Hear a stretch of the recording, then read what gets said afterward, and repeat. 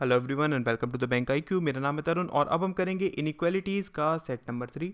तो देखते हैं इसमें क्वेश्चंस क्या गिवन है। ओके, सो जैसा कि हमने लास्ट सेशन में अभी इनइक्वालिटीज़ को पढ़ा था, उसमें हमने ईदर और की केसेस को डिस्कस किया था, ठीक है, कि उनको हमें किस तरीके से और कहाँ कहाँ यूज़ करना है। तो आज हम उन्हीं पर बेस कुछ क्वेश्चंस करेंगे और फिर उसके बाद देखेंगे कि कोडेड इनइक्वालिटीज़ को हम किस तरीके से जल्दी सॉल्व कर सकते हैं। फाइन। तो देखिए यहाँ पर क्वेश्चन में अगर हम देखें तो x और 6 के बीच में उसने हमसे रिलेशन पूछा है। अगर मैं यहाँ पर देखूँ तो देखिए x आपका यहाँ पर है और 6 आपका यहाँ पर है। आप x से 6 के बीच में अगर रिलेशन निकालना चाहते हैं तो मैं यहाँ से क्या लिख सकता हूँ, मैं लिख सकता हूँ ना क्या कि 6 is less than equal to l, और l और x के बीच में अगर मैं देखूँ तो बोल सकता हूँ ना कि l is less then x। Fine. अब देखिए, अब अगर मैं 6 और x के बीच में एक रिलेशन को देखूंगा तो इनके बीच में साइन क्या क्या है आपके पास, दो साइन गिवन है ना, और दोनों के ही बीच में अगर मैं देखूं तो सेम साइड में ओपन है। इसका मतलब क्या है, मैं इनके बीच में कोई एक पर्टिकुलर रिलेशन को फाइंड आउट कर सकता हूं ना। इन दोनों में से आप बताइए, अब डोमिनेट कौन सा साइन करेगा, ये वाला साइन डोमिनेट करेगा ना। इसका मतलब क्या है, 6 इज लेस देन x होना चाहिए था। और अगर मैं यहाँ पर देखूँ तो फर्स्ट गिवन है, इसका मतलब क्या है, फर्स्ट आपका ट्रू है। ठीक है, अगर फर्स्ट ट्रू है तो उसके अलावा कोई भी रिलेशन होगा वो हमारे पास गलत होगा। ठीक है, आई होप ये चीज़ क्लियर हुई ना। नेक्स्ट क्वेश्चन देखते हैं। देखिए ओके, अब अगर यहाँ पर देखूँ तो ए और सी के बीच में उसने हमसे रिलेशन की बात करी है। ठीक है, ए यहाँ पर है, बी यहाँ पर है, मैं बी से सी जा सकता हूँ ना। तो अगर मैं यहाँ से देखूंगा, देखिए मैं इसको क्या लिख सकता हूँ कि A is a greater than B and B is not equal to C. ठीक है, अब नॉट इक्वल टू सी का मतलब क्या हुआ कि A is greater than B and B is या तो वो ग्रेटर होगा या फिर वो स्मॉलर होगा। इक्वल टू के लिए उसने मना करा हुआ है ना, सी। ठीक है, अब अगर यहाँ पर मैं देखूँ तो देखिए ए और सी के बीच में क्या क्या रिलेशन हो सकता है। ए और सी के बीच में जो भी हमारे पास पॉसिबल साइंस हैं वो क्या है, या तो ग्रेटर होगा या फिर लेस होगा या फिर इक्वल होगा। इजंट इट, इनके बीच में हम कोई एक पर्टिकुलर रिलेशन को तो फाइंड आउट नहीं कर सकते हैं ना, क्योंकि साइन इनके क्या है, ऑपोजिट डायरेक्शंस में ओपन है। इसका मतलब क्या हुआ, अगर मैं यहाँ पर देखूँ तो देखिए पहले में आपके पास क्या गिवन है, उसने बोला है कि A is greater than equal to C. इसका मतलब क्या हुआ कि यहाँ से अगर मैं देखूँ तो आपको क्या साइन मिल गया, ए और सी। अगर मैं यहाँ से देखूँ, देखिए ए ग्रेटर मिल गया और ए इक्वल मिल गया। फाइन। नेक्स्ट से अगर मैं देखता हूँ तो यहाँ पर देखिए ए इज लेस देन सी मिल गया ना, मतलब क्या, आपको ये साइन भी मिल गया। तो अब देख लीजिए ए और सी के बीच में आपके पास तीनों साइन जो कि पॉसिबल थे वो मिल गए ना। इसका मतलब क्या है, इन दोनों के बीच में ईदर और लग जाएगा। ठीक है, नेक्स्ट क्वेश्चन देखते हैं। देखिए ओके, अब इस क्वेश्चन में देखिए उसने हमसे क्या पूछा है, m और 7 और x और 7, उसने हमसे इनके बीच का रिलेशन पूछा है। अब अगर मैं यहाँ पर देखूँ तो देखिए m और x दोनों क्या है, इक्वल ही है ना। तो मैं m की जगह x या फिर x की जगह m लिख सकता हूँ ना, कोई प्रॉब्लम नहीं है। मतलब मैं इस कंक्लूजन को अगर लिखना चाहूँ तो लिख सकता हूँ ना, x is greater than equal to 7। और ये हमारे पास क्या हो जाएगा, इसको अगर मैं रिवर्स करके लिखता हूँ तो x इज लेस देन 7, ये हो जाएगा ना। अब अगर मैं देखूँ, देखिए आपके पास x और 7 के बीच में क्या रिलेशन है। अगर मैं यहाँ पर देखूँ तो 7 is greater than less then p और p is greater than less then x, यही हमारे पास गिवन है ना। अब यहाँ पर अगर मैं बोलूँ तो 7 और x के बीच में आप कोई भी एक पर्टिकुलर रिलेशन तो फाइंड आउट नहीं कर सकते ना, क्योंकि यहाँ पर क्या है, साइंस ऑपोजिट है, इजंट इट। तो इनके बीच में कौन कौन से साइंस हो सकते हैं बताइए। ग्रेटर देन हो सकता है, लेस देन हो सकता है, इक्वल टू हो सकता है क्या, हाँ इक्वल टू भी हो सकता है। क्यों, देखिए मैं आपको बताता हूँ। उसने इक्वल टू 7 और p के लिए मना करा हुआ है और p और x के लिए मना करा हुआ है। उसने 7 और x के लिए मना नहीं किया हुआ है। मतलब क्या, जानिए। अगर मैं इसको बनाता हूँ, मान लेते हैं कि 7 आपके पास एक ये है, फाइन, एक 7 ये है। अब अगर मैं p को बनाना चाहता हूं तो मैं क्या बना सकता हूं, p आपके पास ये हो सकता है या फिर p आपके पास ये हो सकता है।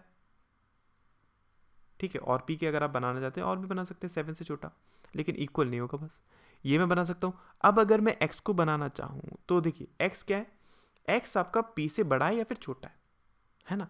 तो मैं x को ये बना सकता हूं ना, या फिर मैं ये भी बना सकता हूं, इजंट इट। मतलब क्या, अगर मैं x और 7 का रिलेशन देखूं तो ये तो इक्वल भी हो सकते हैं ना, लेस भी हो सकता है, ग्रेटर भी हो सकता है और इक्वल भी हो सकता है। तो इनके बीच में ये तीनों साइन पॉसिबल है। आई होप ये चीज़ आपको क्लियर हुई होगी, है ना। इसी वजह से अगर मैं यहाँ पर देखूँ, देखिए आपको यहाँ से क्या मिल गया, ग्रेटर देन मिल गया, इक्वल टू मिल गया, और आपको यहाँ से क्या मिल गया, लेस देन मिल गया। इसका मतलब क्या है कि x और 7 के बीच में आपके पास तीनों साइन गिवन है ना, इसका मतलब यहाँ पर क्या हो जाएगा, आपके पास ईदर और लग जाएगा। ठीक है, आई होप ये चीज़ क्लियर हुई होगी। नेक्स्ट क्वेश्चन देखते हैं। देखिए ओके, अब देखिए, अब अगर मैं बात करूँ 6 और m की बात करूँ, तो देखिए आपके पास 6 ये है और m ये है। इनके बीच में अगर मैं देखूँ तो देखिए 6 is less than equal to l और l is less than m। हमें इन दोनों के बीच में रिलेशन देखना है ना। तो यहाँ से अगर मैं देखूँ तो देखिए यहाँ पर आपको क्या समझ में आ रहा है, इनके बीच में एक पर्टिकुलर रिलेशन है क्या, कि 6 इज़ लेस देन m, ये है ना हमारे पास। और अगर मैं यहाँ से देखूँ, इसका मतलब फर्स्ट वाला क्या हो जाएगा, गलत हो जाएगा, सेकेंड वाला आपका ट्रू हो जाएगा। ठीक है, आई होप आप समझ गए होंगे। नेक्स्ट क्वेश्चन देखते हैं। ओके, इस क्वेश्चन में अगर मैं देखूँ तो देखिए r और j के बीच में मुझे रिलेशन चाहिए। r आपके पास ये है, j आपके पास ये है। अब r से j कैसे जा सकते हैं, अगर मैं यहाँ पर पूछूँ, आपके पास एक r यहाँ पर भी है, देखिए, है ना। तो मैं एक काम कर सकता हूँ, मैं r से q जाऊँ, q मुझे यहाँ पहुँचा देगा, मैं q से p जा सकता हूँ, p मुझे यहाँ पहुँचा देगा, और p से मैं j जा सकता हूँ। ये चीज़ कर सकता हूँ ना। अगर मैं इसको बनाता हूँ तो देखिए r is greater than equal to q, फिर q is less than equal to p।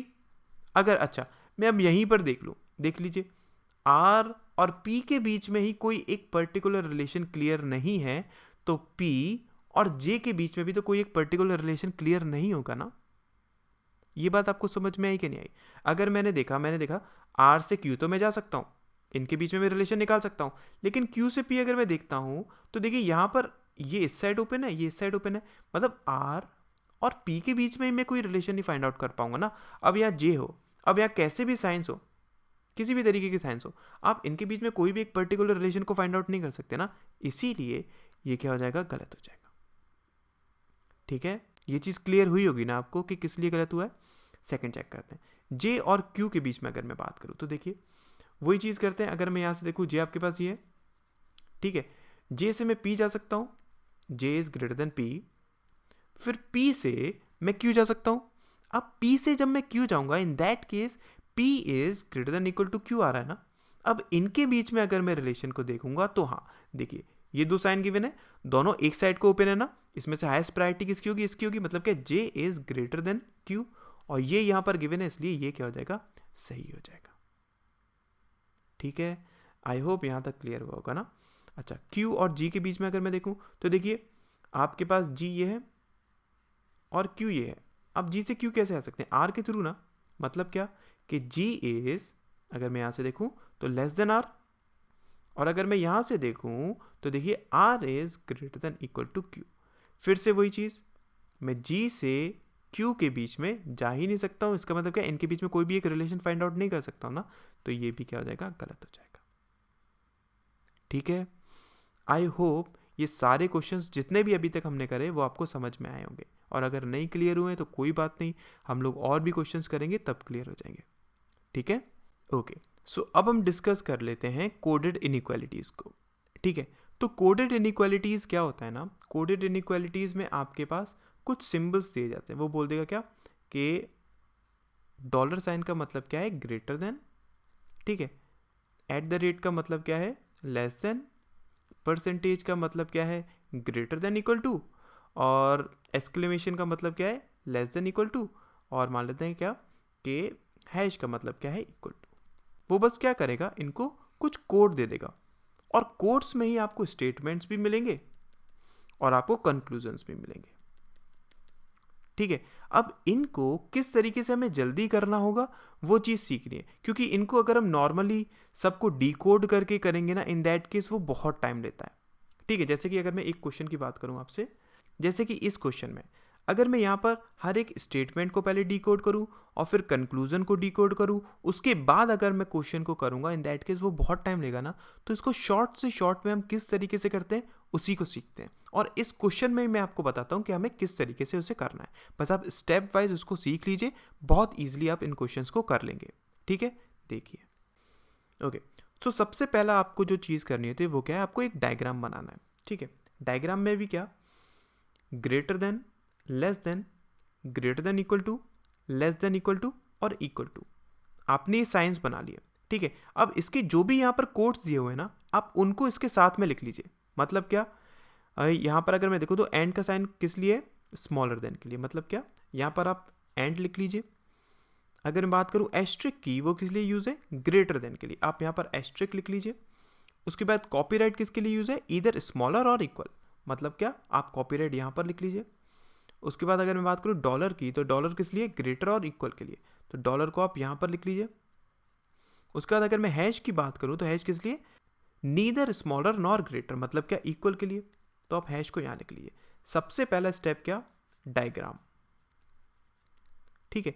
अब क्या करना है आपको, अब डायरेक्टली आप कंक्लूजन्स पर आइए, ठीक है। स्टेटमेंट में कुछ भी आपको डिकोड करने की या फिर कंक्लूजन में कुछ भी आपको डिकोड करने की जरूरत नहीं है, आप डायरेक्टली कंक्लूजन्स पर आइए, ठीक है। कंक्लूजन्स पर बढ़ने से पहले मैं आपको कुछ यहाँ पर रिलेशंस फाइंड आउट करके बताता हूँ कि किस तरीके से वो आएगा।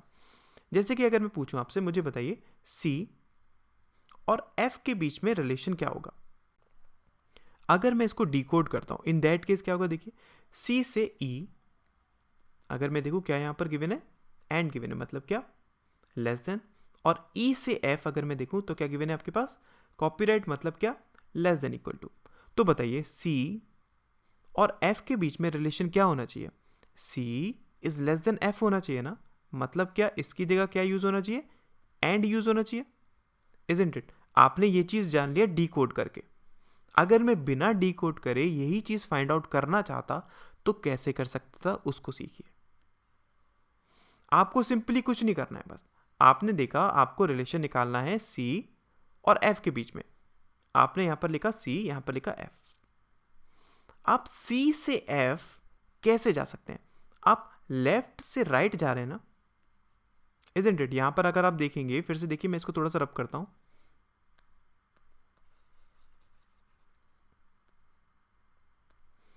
आप C से F लेफ्ट से राइट जा रहे हैं ना, तो जब कभी भी आप लेफ्ट से राइट जाएंगे, इन दैट केस इनके बीच में, इन दो एलिमेंट्स के बीच में, जिन भी एलिमेंट्स के बीच में हमें रिलेशन फाइंड आउट करना है, उन एलिमेंट्स के बीच में जितने भी साइंस यूज होंगे, आप वो सेम साइन यूज करेंगे। मतलब क्या, जैसे कि अगर मैं देखूं इनके बीच में एक ये साइन यूज है, आप क्या करिए, बस सिंपल यहां पर एक टिक लगा दीजिए, ठीक है। यहां पर कॉपीराइट यूज है, आप सिंपल क्या करिए, टिक लगा दीजिए। अब देखिए C और F के बीच में ये दो साइंस यूज हुए हैं, एक ये साइन और एक ये साइन, इजंट इट। इसमें से हाईएस्ट प्रायोरिटी किसकी होनी चाहिए, बताइए, इस साइन की होनी चाहिए ना। बताइए, इनके बीच में हाईएस्ट प्रायोरिटी किसकी होनी चाहिए, इसी साइन की होनी चाहिए। मतलब क्या, इनके बीच में ये साइन होना चाहिए, और वही साइन देखिए यहां पर आया था। तो इसका मतलब क्या है कि C और F के बीच में अगर मेरे को रिलेशन निकालना है तो वो क्या निकलेगा, एंड, ठीक है। थोड़ा बहुत समझ में आया होगा ना। अच्छा, एक और करते हैं, देखिए अगर मैं A और C के बीच में रिलेशन निकालना चाहता हूं तो कैसे निकलेगा, देखिए अगर मैं A और C के बीच में रिलेशन निकालना चाहता हूं तो वही चीज जो हमने यहां पर करा ना, अगर मैं A से C जाऊंगा, इन दैट केस मैं लेफ्ट से राइट जा रहा हूं, और जब कभी मैं लेफ्ट से राइट जाऊंगा, इन दैट केस मैं सेम साइंस यूज करूंगा ना।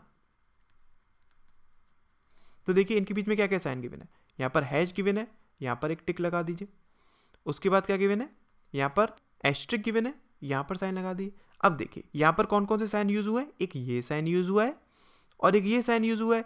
अब मुझे जल्दी से बताइए, इन दोनों साइंस में से हाईएस्ट प्रायोरिटी किसकी होगी, इस वाले साइन की होगी ना। इसका मतलब क्या है कि A और C के बीच में जो रिलेशन बनेगा वो क्या बनेगा, एस्ट्रिक।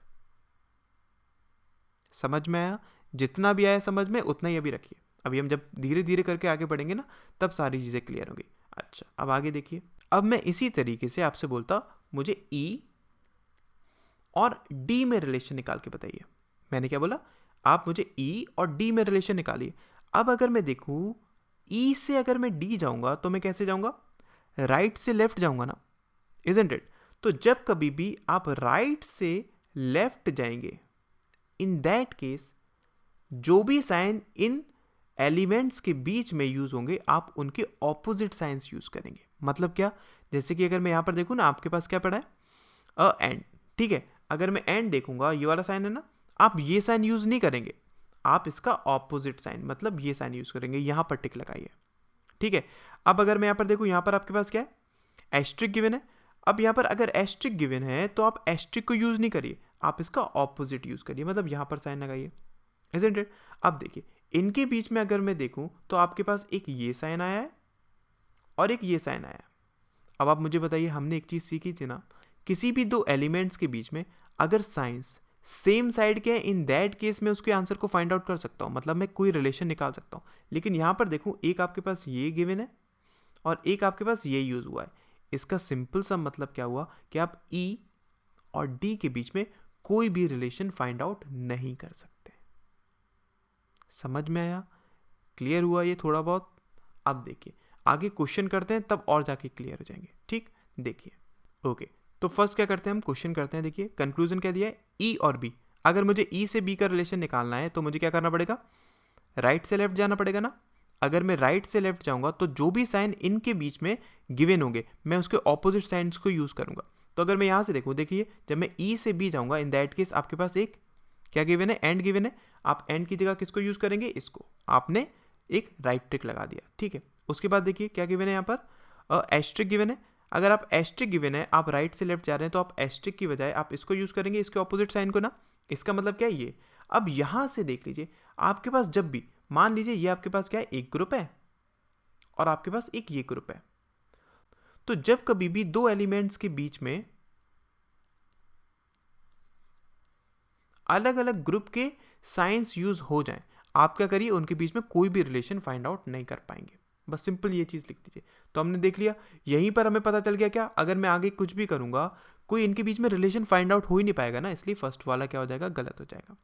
सेकंड देखिए, हमें क्या करना है, डी से एफ जाना है। अगर मैं डी से एफ जाऊंगा, इन दैट केस मैं लेफ्ट से राइट जा रहा हूं ना, तो जब कभी भी मैं लेफ्ट से राइट जाऊंगा, इन दैट केस में क्या यूज करूंगा, जो भी हमारे पास बीच में साइन गिवन है मैं वही साइन यूज करूंगा। तो यहां पर क्या गिवन है आपके पास, एस्ट्रिक, आपने यहां पर एक टिक लगा दिया।